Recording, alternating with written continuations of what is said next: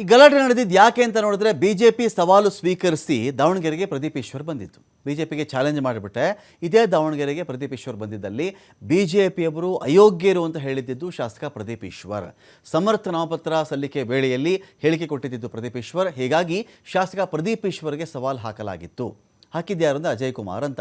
ತಾಕತ್ತಿದ್ದರೆ ದಾವಣಗೆರೆಯಲ್ಲಿ ಪ್ರಚಾರ ಮಾಡುವಂಥ ಸವಾಲು ಹಾಕಿದ್ರು 2023ರ ಪರಾಜಿತ ಬಿಜೆಪಿ ಅಭ್ಯರ್ಥಿ ಅಜಯ್ ಕುಮಾರ್ ಸವಾಲನ್ನು ಸ್ವೀಕರಿಸಿ ದಾವಣಗೆರೆಗೆ ಬಂದಿರೋದು ಪ್ರದೀಪ್ ಈಶ್ವರ್. ಬಿಜೆಪಿ ಕಚೇರಿ ಬಳಿಯಿಂದಾನೇ ಚುನಾವಣಾ ಪ್ರಚಾರವನ್ನು ಶುರು ಮಾಡಿಕೊಂಡಿದ್ದು. ಇವತ್ತು ಬಿಜೆಪಿ ಕಚೇರಿಗೆ ತೆರಳುವಂಥ ಮಾರ್ಗದಲ್ಲಿ ಈ ಒಂದು ಹೈಡ್ರಾಮಾ ನಡೆದು ಹೋಗಿದೆ.